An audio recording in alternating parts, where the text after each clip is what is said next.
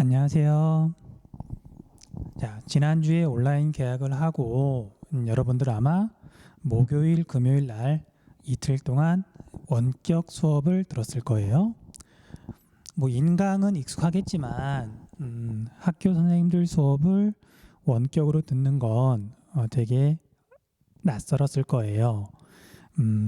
지난 영상에서도 말했던 것처럼 3학년이 일주일 먼저 계약을 해가지고 나름 몇 번째 촬영을 했는데도 불구하고 역시 아무도 없는 텅 빈 교실에서 이렇게 마이크를 잡고 혼자 수업을 하려 그러니까 이상하게 더 떨린다 그래야 되나요?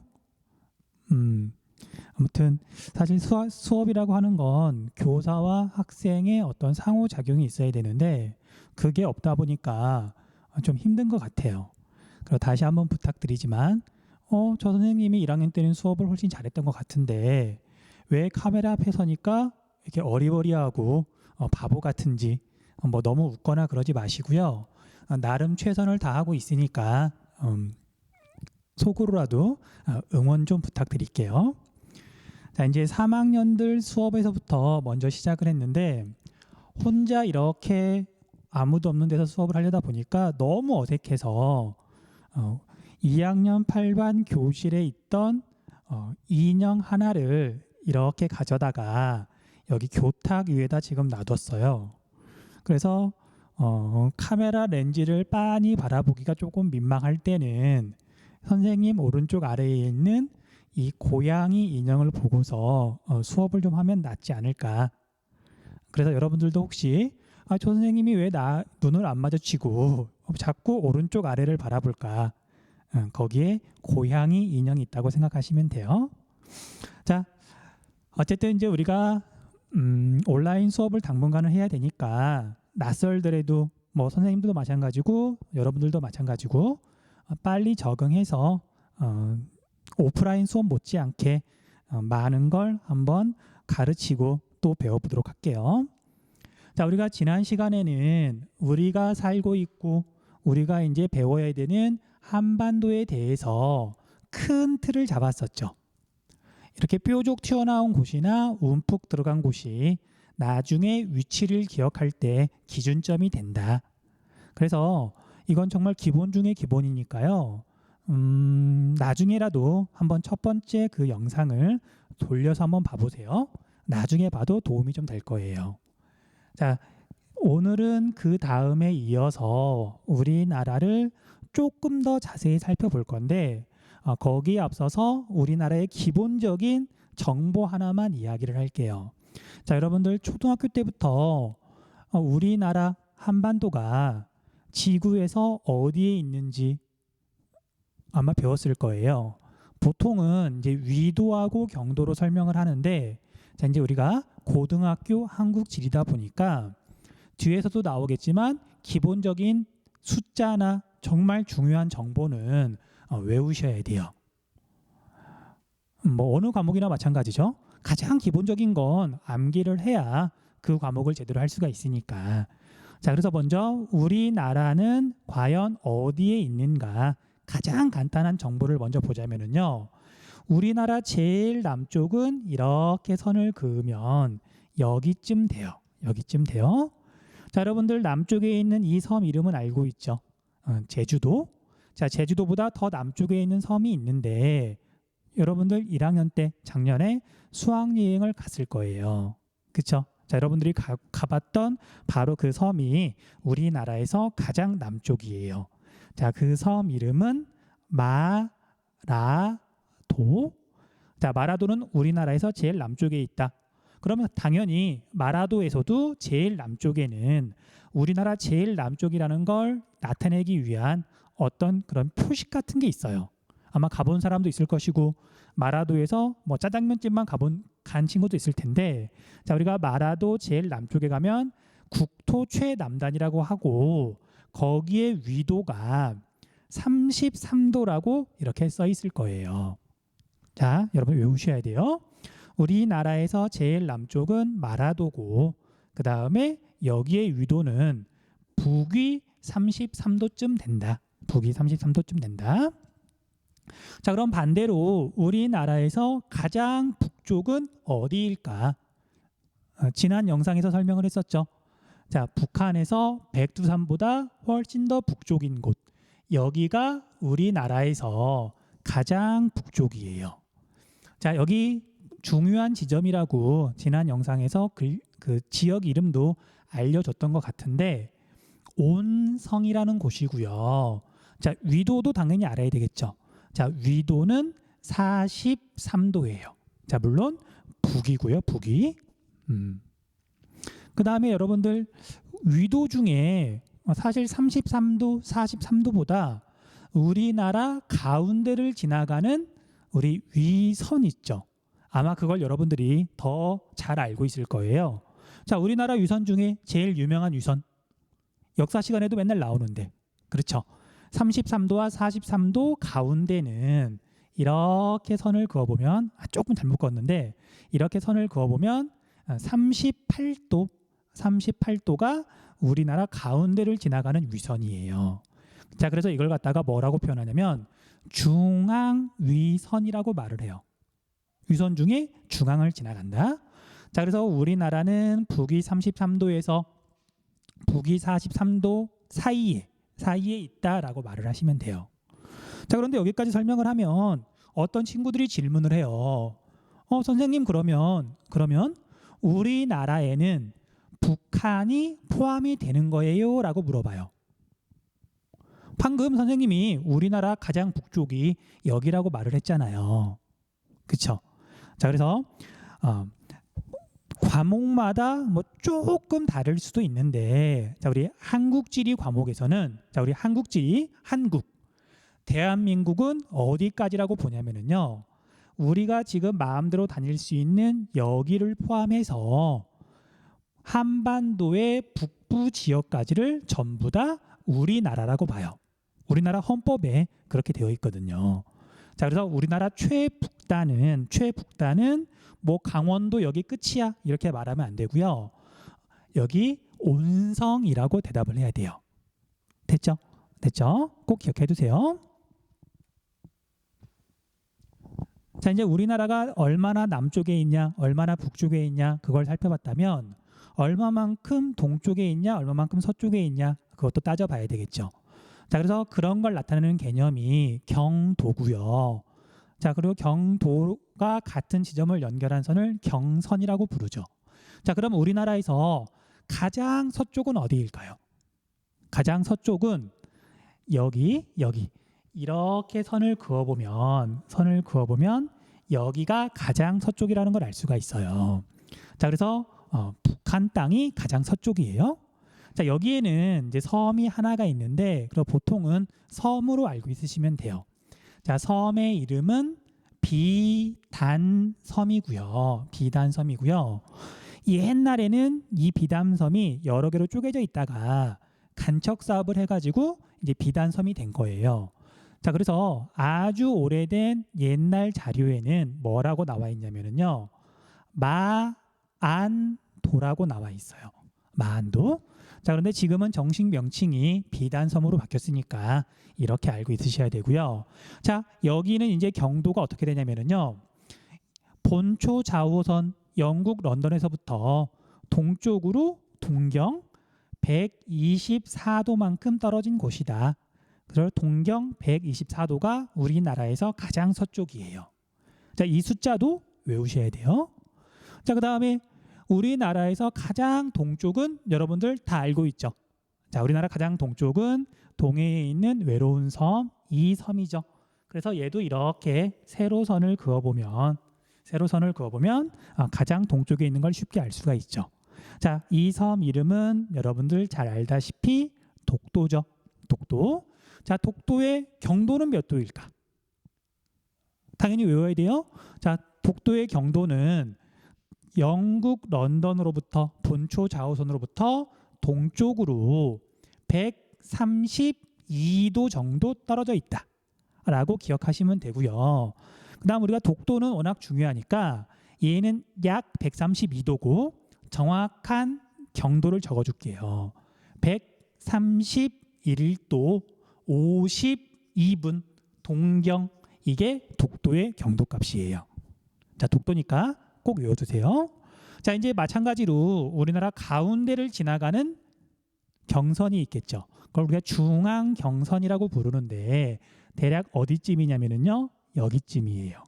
여기가 우리나라의 중앙 경선이고요. 그 다음에 우리나라 아까 중앙 위선이 있었죠. 이렇게 선을 그어보면 38도 선을 그어보면 만나는 지점이 있어요. 자, 얘는 뭐 알아둘만 하니까 뭐 설명한 김에 여러분들도 좀 익혀두세요. 자, 그래서 이 지역이 북한이 아니라 남한이거든요. 그래서 이 지역에서는 자기 동네가 우리 한반도의 중심이다. 사람의 중심은 배꼽. 그래서 한반도의 배꼽이라 그래가지고 해마다 배꼽 축제를 열어요. 배꼽 축제를. 자, 이 지역 이름은 강원도 양구라는 곳인데 굉장히 한국 지리에서 중요해요. 이름 처음 들어봤겠지만 이것도 이름 외워두시고요. 우리나라 중앙 위선과 중앙 경선이 만나는 곳이 강원도 양구다. 기억해두세요. 기억해두세요.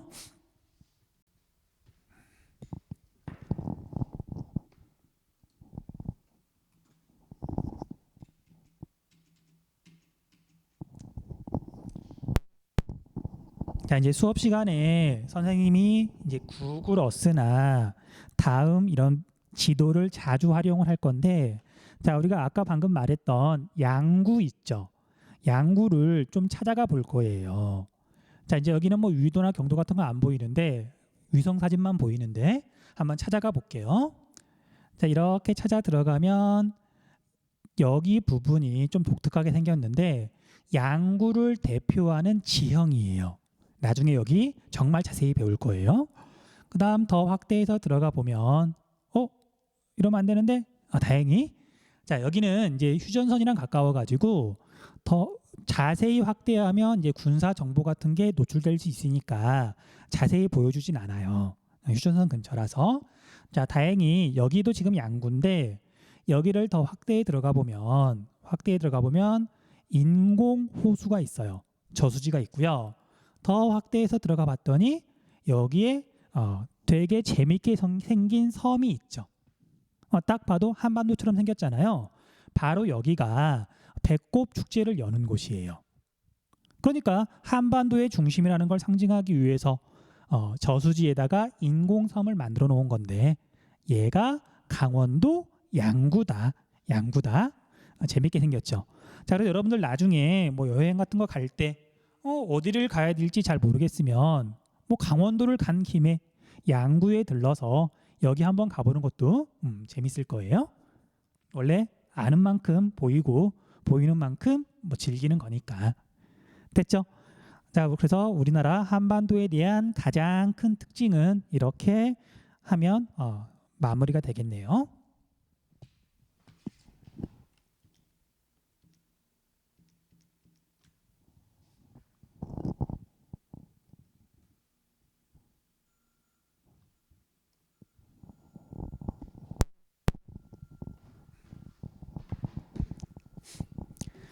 자, 이제 다음으로 넘어가서 지금까지는 이제 한반도의 외곽선을 중심으로 이제 살펴봤다면 이제 한반도 내부를 좀 들여다볼 거예요.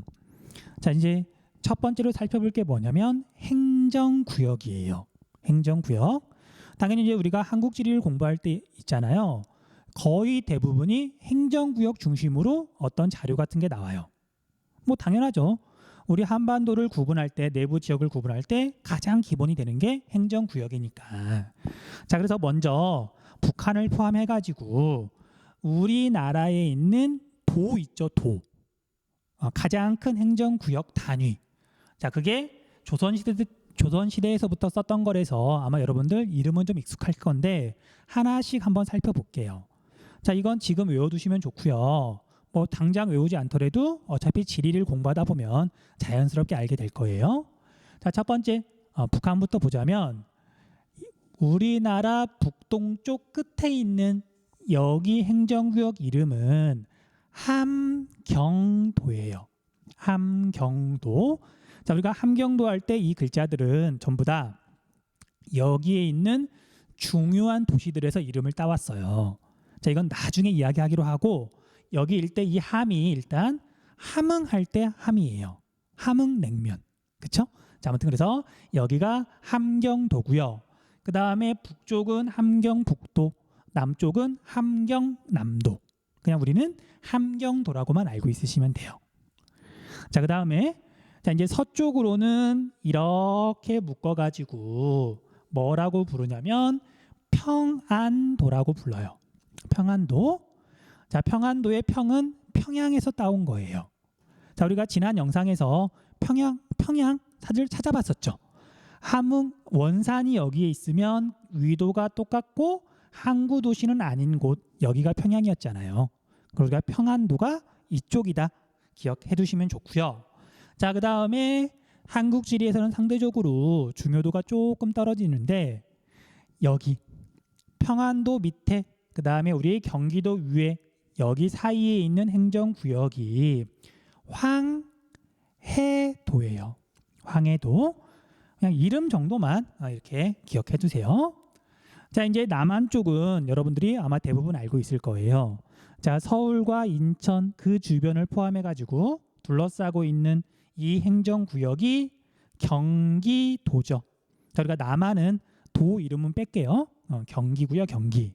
그다음 우리가 동해안 하면 강원도죠. 그래서 서울에서 그대로 동쪽으로 가면 나오는 곳 행정구역이 꽤 크네요. 여기가 강원이에요. 강원. 자, 그다음에 남쪽으로 내려가면 뭐 조금 헷갈릴 수도 있는데 그냥 하나씩 한번 좀 찾아볼게요. 자, 이제 우리가 동쪽으로 말고 서울에서 남쪽으로 내려가면 제일 먼저 나오는 행정구역이 충청도예요. 충청도.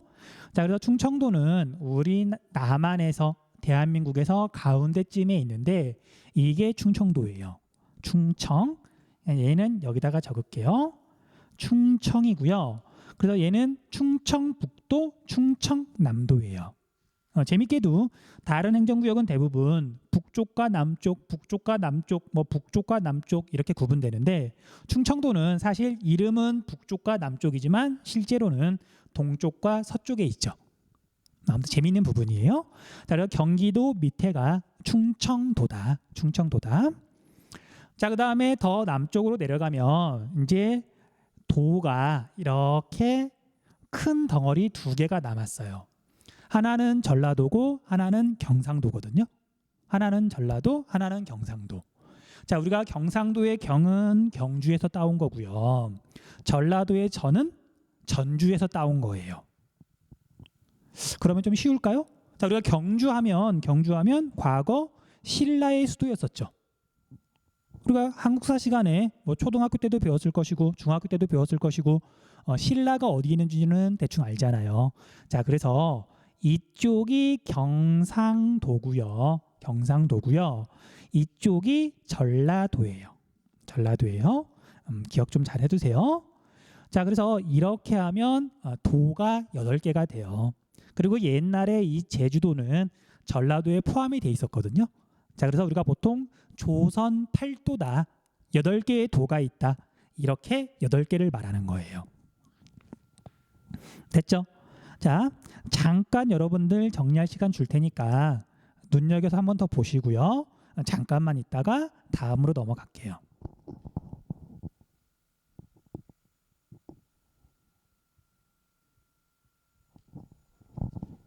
물론 경상도는 경상북도, 경상남도, 전라도는 전라북도, 전라남도 그렇게 구분하고요.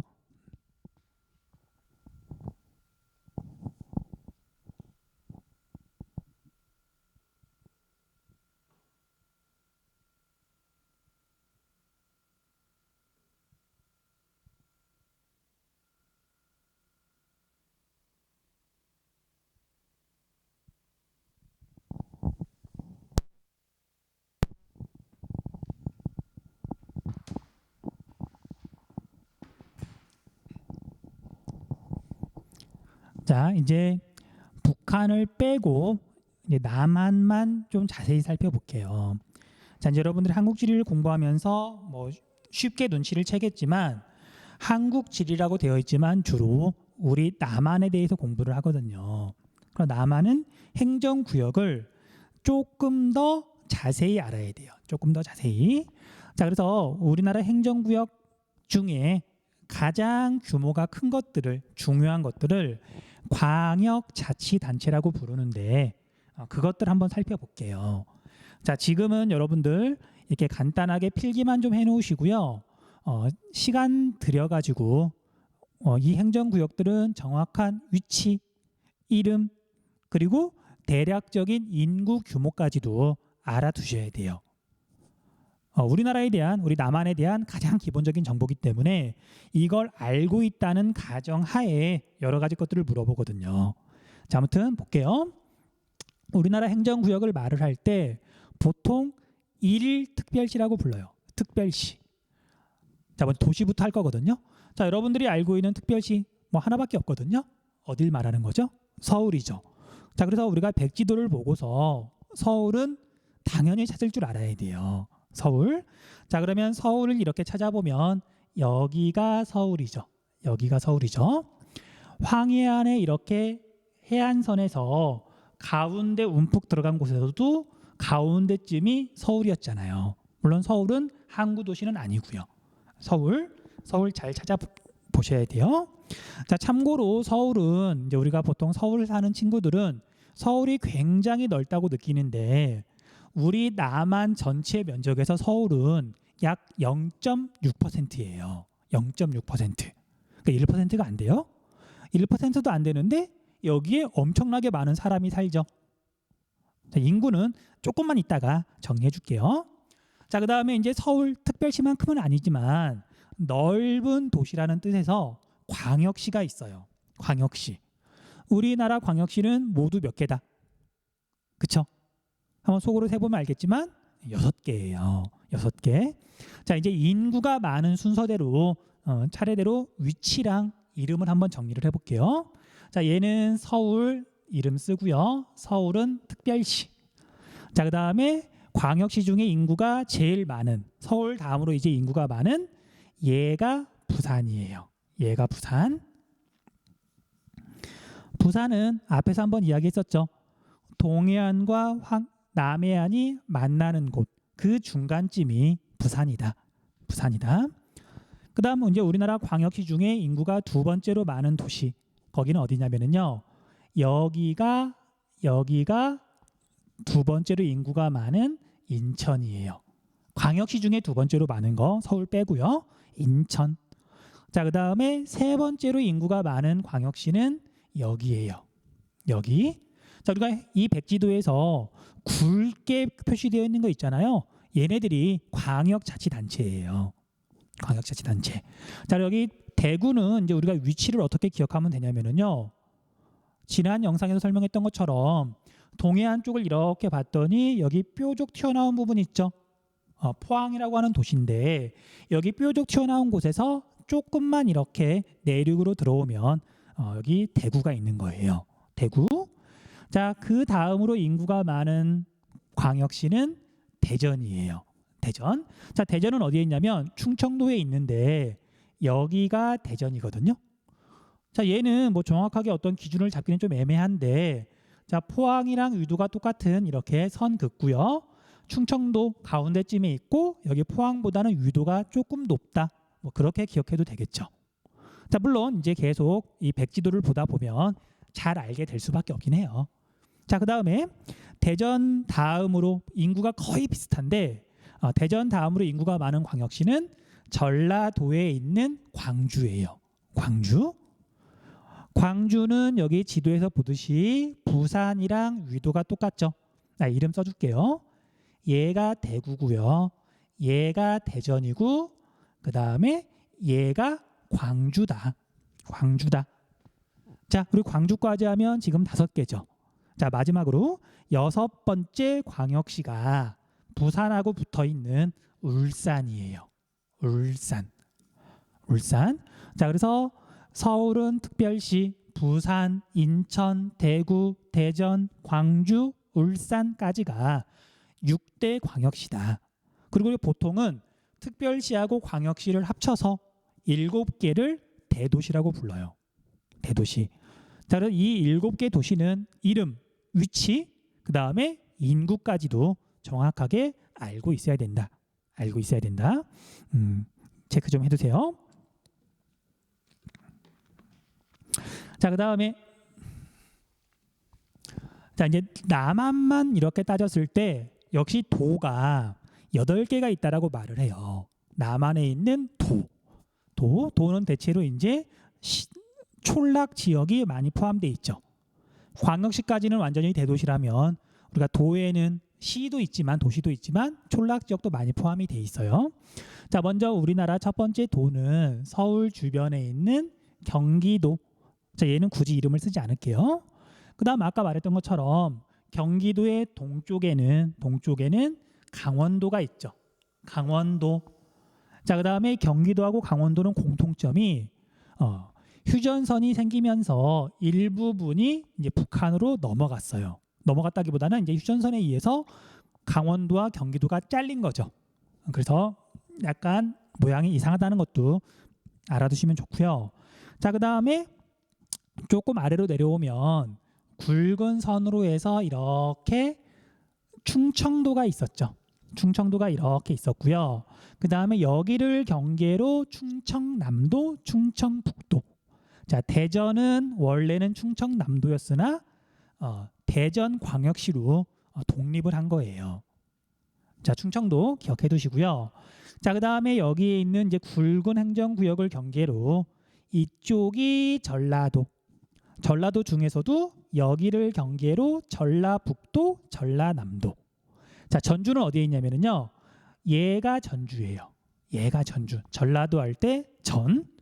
자, 그러면 이쪽은 아까 말했던 것처럼 경상도가 되겠죠. 경상도. 자, 경상도 할 때 그 경은 여기가 경주예요. 여기가 경주.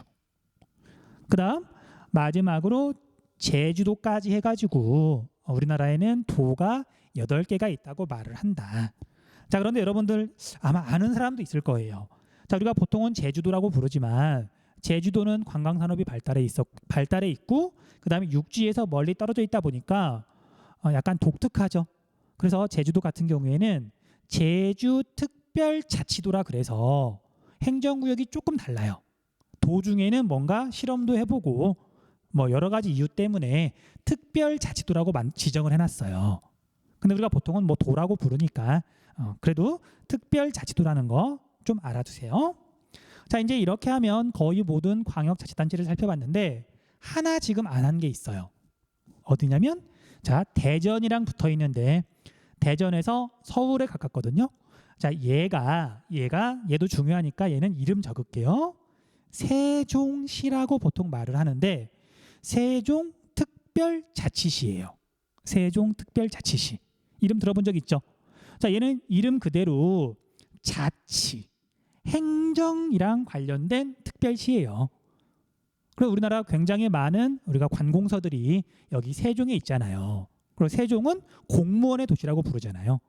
자, 워낙 특징이 뚜렷한 도시니까 얘도 좀 알아두세요. 자, 이렇게 하면 우리 남한의 행정구역을 거의 살펴봤고요. 아까 말한 것처럼 그럼 우리나라의 대도시들 서울특별시를 포함해가지고 6대 광역시 7개 대도시 얘네들은 인구도 지금 적어줄게요. 인구 외우셔야 돼요. 꼭 외우세요. 자, 그래서 먼저 인구가 제일 많은 이제 도시 이름은 안 쓰고 인구만 적을게요. 그리고 얘는 외우기 쉽도록 약간 반올림을 할 거예요. 그래서 대략적으로 알아두시면 돼요. 자, 서울은 인구가 약 1,000만 명이에요. 약 1,000만 명. 우리나라 총 인구는 몇 명? 약 5천만 명. 5천만 명이 조금 넘거든요. 그냥 5천만 명이라고 알고 있으셔도 되고요. 자, 그 중에 약 20%가 서울에 살고 있어요. 20%가. 자, 그런데 서울의 면적은 우리 남한의 몇 퍼센트? 0.6%. 20%의 사람이 0.6% 안에 살고 있다 보니까 서울은 우리나라에서 인구 밀도가 제일 높은 곳이죠. 땅값 제일 비싼 곳이죠. 교통체증 제일 심한 곳이죠. 너무 사람들이 좁은 면적에 살다 보니까 사실 여러 가지 문제가 발생하고 있죠. 이것도 좀 알아두시고요. 자, 그다음에 인구가 두 번째로 많은 곳은 여기 부산이에요. 부산의 인구는 약 350만 명. 350만 명. 서울하고 비교해 봤더니 절반도 안 되죠. 그만큼 우리나라는 서울 중심이다. 서울 중심이다. 그다음 세 번째로 인구가 많은 인천은 약 300만 명이에요. 약 300만 명. 그다음 네 번째로 인구가 많은 도시는 대구고요. 대구는 약 250만 명이에요. 약 250만 명. 자, 그다음 인구가 많은 대전은 150만 명 정도고요. 그다음 여기 광주도 약 150만 명 정도예요. 그다음 마지막으로 여기 울산은 120만 명 정도인데 그냥 100만 명이 조금 넘는다. 그렇게 알고 있으셔도 돼요. 자, 다시. 자, 우리나라 7대 도시는 위치, 이름, 인구 정확하게 알고 있으셔야 되는데, 자, 다시 한번 빠르게 살펴볼게요. 자, 서울은 약 1000만 명. 서울은 1000만 명. 그 다음에 여기 부산은 350만 명. 그 다음에 여기 인천은 약 300만 명. 그 다음 대전하고 광주는 서로 비슷해서 150만 명 정도인데 대전이 조금 더 많아요. 뭐 거의 같아요. 자, 그 다음에 여기 울산이 100만 명이 조금 넘는다. 조금 넘는다. 외워두세요. 외워두세요. 자, 그 다음에 뭐 시험에서 자주 물어보는 건 아니지만 그래도 우리가 앞에서 세종시 살펴봤잖아요. 세종시는 인구가 되게 빠르게 늘어나는데 2018년 기준으로 약 30만 명 정도예요. 알아두면 좋으니까 뭐 적어는 두세요. 자, 그 다음에 우리가 제주도. 참고로 제주도는 우리나라 전체 면적에서 1.8% 정도거든요. 따로 떨어져 있다 보니까 좀 크게 느껴지는데 2%가 안 돼요. 면적이 얼마 넓지 않죠. 자, 그 다음에 여기는 뭐 큰 도시는 아니잖아요. 인구가 60만 명 정도예요. 뭐 제주도 인구도 좀 알아두면 뭐 나쁠 건 없겠죠. 자, 이렇게 우리나라 주요 도시들 인구까지도 조금 알아두세요. 자, 정리할 시간 줄 테니까 정리 좀 하세요.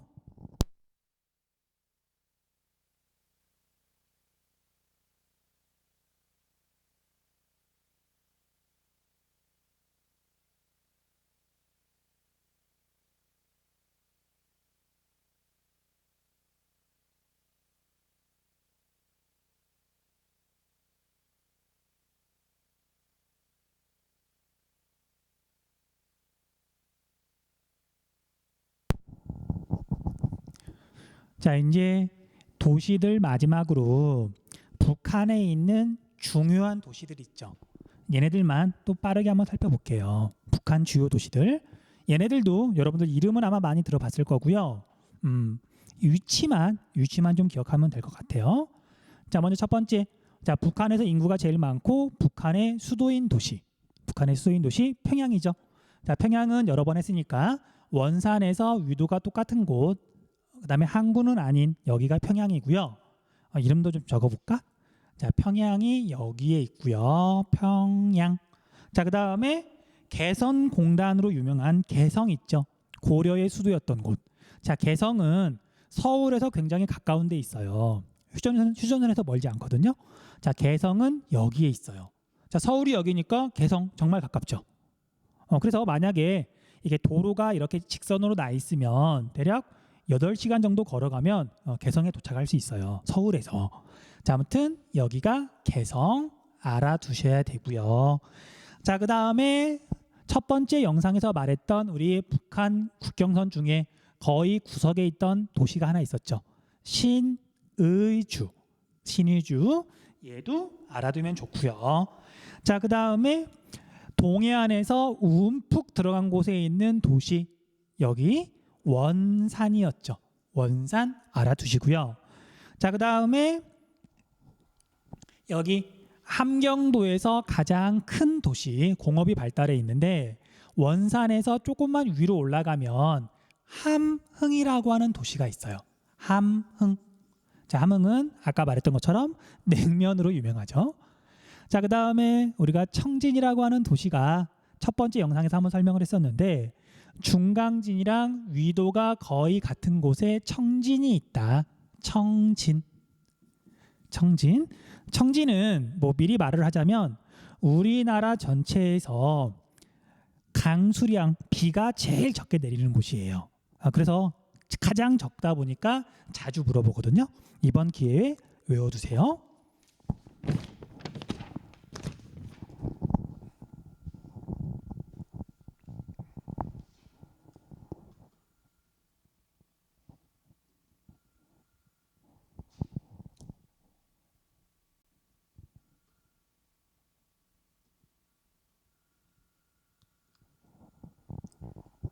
자, 이제 여기까지는 우리가 인문 환경이라 그래야 되나요? 뭐 도시, 행정구역을 이야기했다면 또 우리나라의 가장 기본적인 자연 환경에 대해서 살펴볼게요. 자연 환경이라 그런다면 산맥이나 또는 큰 강들이 있죠. 큰 강들 또는 뭐 중요한 산 몇 가지만 살펴보면 되니까 아무튼 얘도 가벼운 마음으로 보시면 돼요. 자, 먼저 첫 번째. 자, 여러분들 혹시 백두대간이란 말 들어본 적 있어요? 백두대간. 백두대간.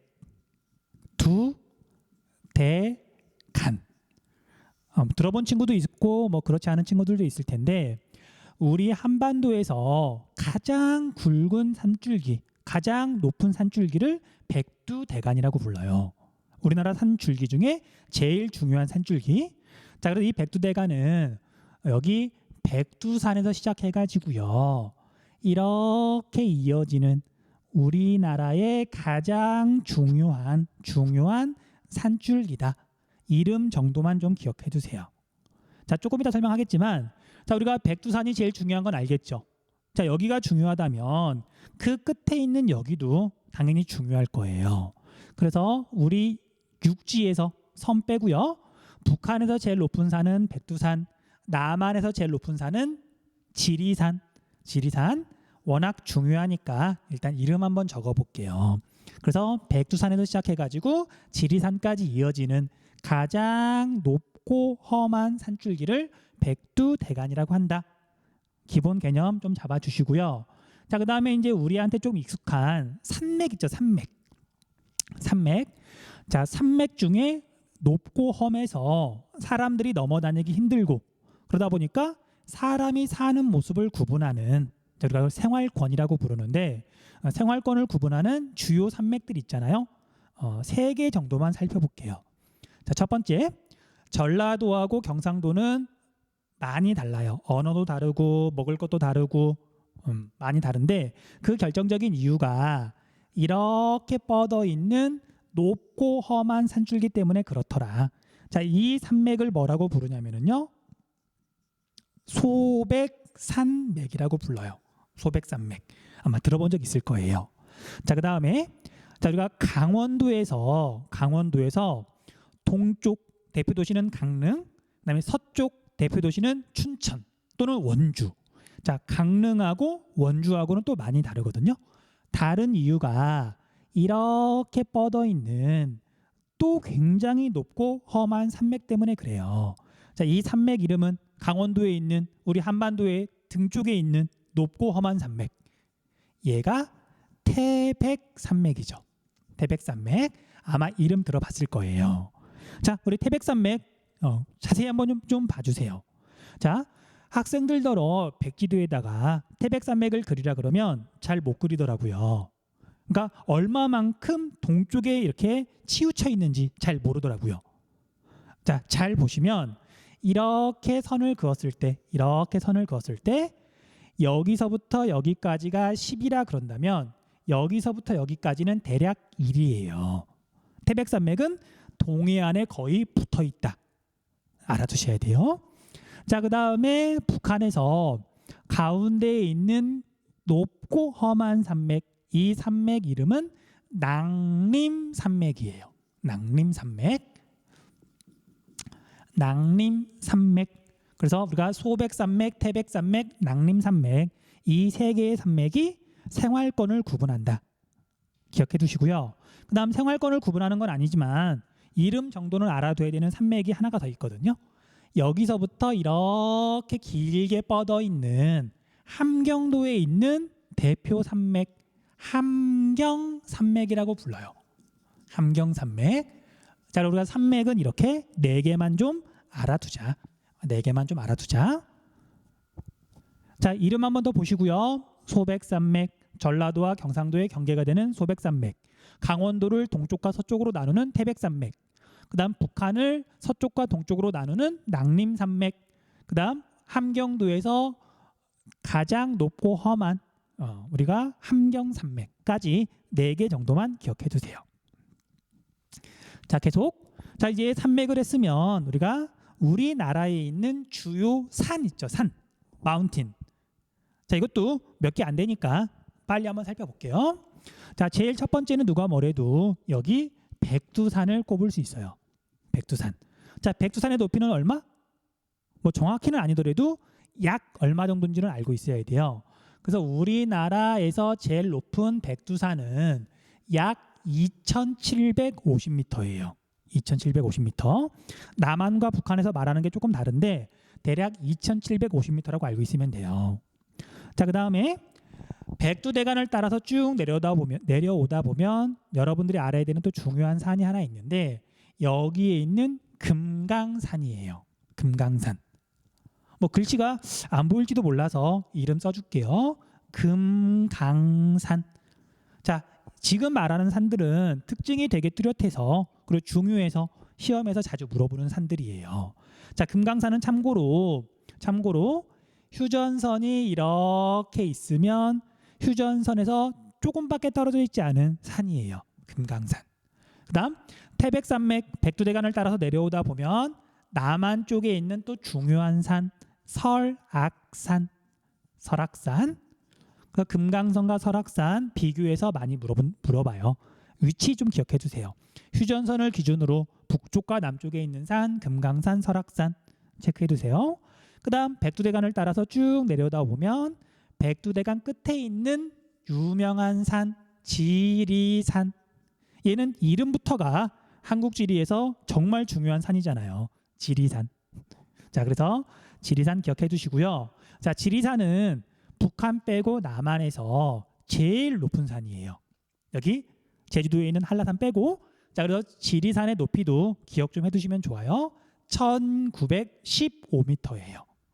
자, 우리 남한에서는 2000m를 넘는 산은 없다. 그리고 지리산이 제일 높은데 1900m가 조금 넘는다. 그 정도만 기억해 주세요. 그 다음 우리가 제주도에 있는 한라산. 이건 알고 있겠죠? 뭐 이 정도 일단 알아두시면 되고요. 그 다음 여기에는 없지만 하나만 더 체크할게요. 자, 우리가 한강 하류에 있는 우리나라에서 제일 큰 도시, 인구가 제일 많은 도시 서울. 자, 서울에는 유명한 산들이 있는데 그 중에 서울 북쪽에 있는 한강 북쪽에 있는 이 산 굉장히 또 자주 물어봐요. 서울에 있으니까. 자, 이 산 이름은 북한산. 한강 북쪽에 있어서 북한산이에요. 북한에 있어서 북한산이 아니라 착각 많이 하니까 기억 좀 해두시고요. 그 다음 우리가 시험에서 물어보진 않지만 우리가 지금 살고 있는 동네에 있는 산 바로 서울 남쪽에 있는 이 산도 이름은 좀 적어줄게요. 관악산이죠. 관악산. 그래서 서울에는 유명한 산이 2개가 있는데 하나는 북한산이고 하나는 관악산이다. 그 중에 북한산이 조금 더 중요해요. 기억 좀 해두세요. 자, 그래서 여기까지 하면 이제 주요 산은 끝났고요. 주요 산은 끝났고 그 다음 산을 배웠으면 이제 하천도 정리를 할 거예요. 강. 자, 우리가 땅 중에 지표면 중에 해발 고도가 높은 곳이 산이고요. 해발 고도가 낮은 곳이 하천이죠. 그래서 산과 하천, 산맥과 하천은 서로 짝을 이룰 수밖에 없어요.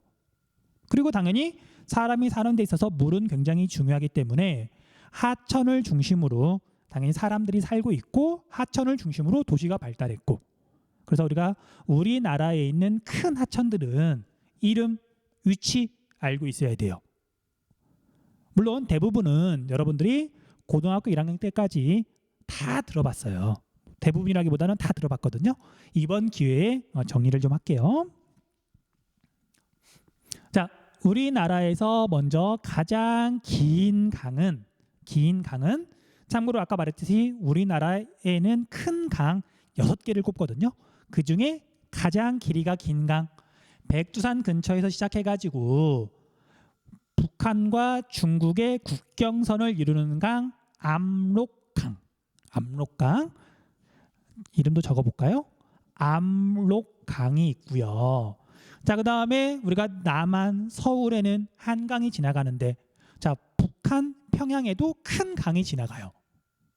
자, 그 강 이름은 이렇게 흐르고 있는, 그리고 평양은 여기쯤이 평양, 이 강 이름은 대동강이에요. 대동강. 아마 들어본 친구도 있을 거예요. 자, 그 다음에 남쪽으로 내려오면 남쪽에서 오는 남한강, 그 다음 북쪽에서 오는 북한강, 두 물줄기가 두물머리에서 만나가지고 이렇게 서울을 지나서 서해로 흘러가는 얘가 한강이죠. 한강도 굉장히 큰 강이에요. 자, 그 다음에 조금 더 남쪽으로 내려오면 전라도에서 시작을 하긴 하는데 하류 지역은 충청도를 주로 지나고, 그 다음에 여기 하구 지역은 충청남도와 전라북도의 경계가 되는 이 강 이름은 금강이에요. 금강도 또 굉장히 큰 강이에요. 자, 그 다음에 태백산맥에서 시작해가지고 흐르고 계속 흘러서 부산으로 흘러드는 남한에서 가장 긴 강, 이 강 이름이 낙동강이에요. 낙동강. 자, 낙동강 하구는 부산이라는 거 조금 알아두세요. 자, 그 다음에 북한으로 다시 넘어가면 백두산 근처에서 시작해가지고 이렇게 흘러서 동해로 흘러가는 압록강과 짝을 이루는 강, 두만강이죠. 두만강. 자, 여기까지가 우리나라의 6대 하천이에요. 6대 하천. 압록강, 대동강, 한강, 금강은 서해로 흐르고요. 우리나라는 동쪽이 높고 서쪽이 낮잖아요. 그러니까 물은 높은 데서 낮은 데로 흐르니까 우리나라 큰 강들은 대부분 서해로 흐른다. 압록강, 대동강, 한강, 금강 알아두시고요. 그 다음 남해로 흐르는 큰 강이 낙동강 하나 있고요. 그 다음 동해로 흐르는 강들은 대체로 길이가 짧아요. 태백산맥, 함경산맥에서 시작해가지고 금방 동해잖아요. 자, 그래서 동해로 흐르는 강 중에 규모가 큰 건 두만강 하나밖에 없어요. 두만강 하나. 됐죠? 이렇게 기억해 두시면 되고요. 자, 그 다음에 북한보다도 남한이 더 중요해서 남한에 있는 강 2개만 더 살펴볼게요. 전라남도를 이렇게 가로지르는 영산강. 얘도 꼭 알아둬야 되는 강이에요. 영산강. 자, 그 다음에 하구 지역이 전라도하고 경상도의 경계를 이루는, 자, 그래서 전라북도에서 시작해가지고 이렇게 흘러가는 강이 섬진강이에요. 섬진강. 자, 그래서 한강, 금강, 영산강, 섬진강, 낙동강까지 이렇게 5개를 남한의 5대 하천이라고도 불러요. 남한의 5대 하천. 자, 그럼 우리가 한반도의 6대 하천, 남한의 5대 하천, 얘네들은 또 중요하니까 꼭 복습해 주셔야 돼요. 됐죠? 자, 정리할 시간 역시 조금 줄 테니까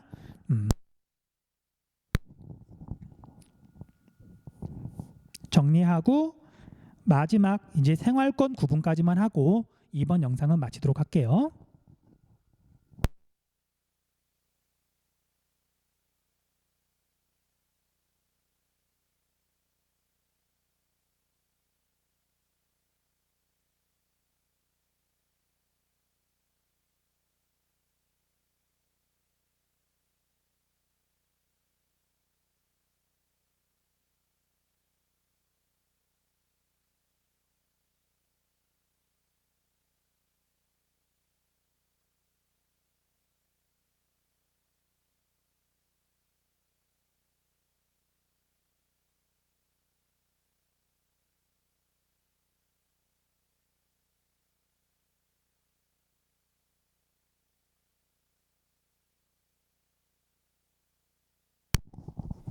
자, 이제 마지막으로 우리나라의 생활권을 좀 구분을 할 거예요. 생활권. 자, 생활권은 글자 그대로 사람이 생활하면서 만들어지는 어떤 권역을 말하거든요. 그냥 사람들의 사는 모습이 비슷한 곳을 묶었더니 이렇게 범위가 되더라. 그걸 생활권이라고 불러요. 자, 얘는 행정구역하고 조금 다른 거예요. 자, 무슨 뜻이냐면요. 자, 우리가 전라북도, 전라남도 행정구역을 구분하긴 하지만 전라북도든 전라남도든 쓰는 말 비슷하고요. 그 다음에 먹을거리, 음식도 비슷하고 문화도 비슷해요. 그 이유는 전라남북도로 구분하긴 하지만 그 경계에 뭐 산이 있거나 뭐 험하거나 그러지 않기 때문에 사람이 쉽게 왕래를 했거든요. 그래서 문화가 서로 비슷하더라. 그런 범위를 우리가 생활권이라고 해요. 생활권. 자, 그럼 이런 생활권은 사람이 넘어 다니기 힘든 높은 산맥을 기준으로 나뉘어져요. 높은 산맥을 기준으로 나뉘어져요. 자, 그래서 생활권을 구분하는 경계들부터 한번 살펴볼게요. 자, 우리가 이제 여기에 있는 높고 험한 산맥이 소백산맥이라 그랬죠. 그런데 이제 소백산맥이라고 말을 하기도 하지만 과거에 이 소백산맥을 넘어 다니는 중요한 고갯길이 있었어요. 고개. 산 줄기 중에 제일 낮은 곳, 그래서 사람이 넘어 다니는 곳을 고개라 그러잖아요. 한자로는 그걸 령이라 그래요. 령, 대관령, 남태령, 추풍령, 마식령, 령이 붙은 것들은 고개라고 생각하시면 돼요. 자, 그래서 우리가 소백산맥을 대표해서 조령을 기준으로 어떤 생활권이 나뉜다. 그렇게 기억하시면 되고요. 자, 그 다음에 여기 태백산맥에 있는 대표 고개는 여기 안 써 있네요. 여기 대표 고개는 여기쯤에 있는 대관령이에요. 대관령 들어본 적 있죠? 자, 그 다음에 여기 낭림산맥이 이렇게 있는데 이제 과거에 우리 여기 한양에서 서울에서 이렇게 북부 지역을 갈 때는 여기 철령관이라고 하는 고개에 있는 관문을 지나갔어야 돼요. 자, 그래서 철령관을 기준으로 또 생활권을 구분해요. 그래서 여기 철령관은 낭림산맥 끝에 있다고 보시면 되고요. 물론 정확한 위치는 조금 다르지만 그래서 이 관문을 기준으로 어쨌든 생활권을 구분했다라고 알고 있으시면 돼요. 자, 그러면 하나씩 한번 살펴볼게요. 자, 철령관을 기준으로 그러면 여긴 낭림산맥이라고 생각하시면 돼요. 철령관을 기준으로 더 북쪽이다. 그래서 여기를 함경도 일대를 관북지방이라고 불러요. 관북지방. 그래서 우리가 기후나 지형에서 관북 해안지방 그런 말이 나와요. 관북 해안지방, 여기를 말하는 거고 여기에 있는 대표 도시는 여기 청진이고 청진은 우리나라에서 비가 제일 적게 내린다. 그런 식으로 정리를 해야 되는 거죠. 자, 그 다음에 여기 철령관을 기준으로 서쪽을 우리가 관서지방이라고 부르는데 오늘날 평안도 지역을 말해요. 관서지방은. 그 다음 오늘날 황해도 지역은 해서지방이라고 하는데 얘는 사실 뭐 특징이 그렇게 뚜렷하지 않아서 시험 문제에서 물어보거나 그러진 않아요. 그냥 모르셔도 돼요. 그런 뜻이에요. 자, 그 다음에 우리가 경기도 일대를 뭐 경기지방 또는 이제 옛날에는 기호지방이라고도 했는데 근데 요즘은 이런 말 잘 안 쓰죠. 자, 서울, 경기, 인천을 묶어서 뭐라 그래요? 그렇죠? 수도권. 그래서 오늘날에는 여기 서울 주변 경기도를 포함한 지역을 수도권이라고 한다. 얘도 생활권을 구분하는 이름이에요. 그 다음 앞에서 이야기했던 것처럼 강원도가 이렇게 있으면 태백산맥을 기준으로 대관령을 기준으로 동쪽과 서쪽을 구분한다 그랬죠. 자, 그래서 태백산맥의 동쪽, 대관령의 동쪽을 영동지방이라고 불러요. 영동지방. 그 다음 강원도에서 대관령의 서쪽을 영서지방이라고 부르고요. 그럼 이거하고 합치면 강원도죠. 강원도를 다른 말로 관동지방이라고도 불러요. 철령관의 동쪽. 자, 그런데 우리가 한국지리를 공부할 때는 영서지방, 영동지방 이런 말이 훨씬 자주 나와요. 대관령의 동쪽, 대관령의 서쪽 알아두시고요. 자, 그다음에 소백, 산맥, 조령을 기준으로 조령의 남쪽 여기를 말하는 거죠. 조령의 남쪽 영남 지방. 자, 그다음에 이제 남아 있는 곳이 여기 전라도 지역하고 충청도 지역만 남아 있죠. 자, 그런데 여기는 과거에 오늘날 금강을 호강이라고도 불렀대요. 그리고 여기에 큰 강이 있으니까 호강의 남쪽 호남 지방, 그리고 전라도 지역을 호남 지방이라고 부르고요. 그다음 호강의 서쪽을 호서 지방이라고 부르는데, 근데 우리가 호서 지방이란 말은 사실 잘 안 써요. 아마 여러분들 거의 처음 들어봤을 거예요. 그래서 우리가 호서 지방은 그냥 생활권을 구분할 때 충청권이라고 말을 해요. 충청도니까. 자, 그에 비해서 호남권, 영남권 그런 말은 굉장히 많이 쓰거든요. 알아두셔야 돼요. 참고로 여러분들, 자, 우리가 호서대학교 혹시 들어본 적 있어요?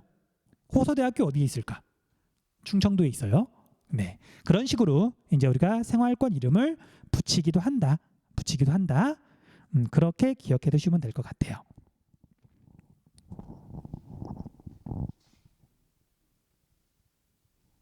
자, 마지막으로 생활권 이름들 한 번만 다시 짚어보고 영상 마치도록 할게요.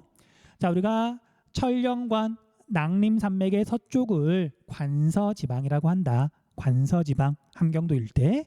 그 다음 낭림산맥의 서쪽을 오늘날 평안도 지역을 관서지방이라고 한다. 천령관의 서쪽. 그 다음 황해도 지역을 해서지방이라고 하는데 잘 쓰진 않더라. 그 다음 서울과 경기도와 인천, 오늘날에는 수도권이라고 한다. 그 다음 강원도에서 태백산맥 대관령의 동쪽을 영동지방이라고 하고, 태백산맥 대관령의 서쪽을 영서지방이라고 한다. 그 다음 소백산맥 조령의 남쪽을 영남지방이라고 하고요. 그 다음 남부지방의 서쪽에서 금강의 남쪽을 호남지방이라고 하고요.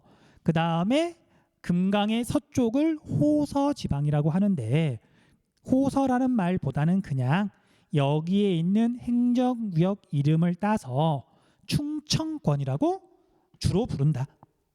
됐죠? 자, 이렇게 좀 정리 좀 해두세요. 자, 오늘 영상을 또 듣느라 수고했고요. 다음 영상에서 뵙겠습니다.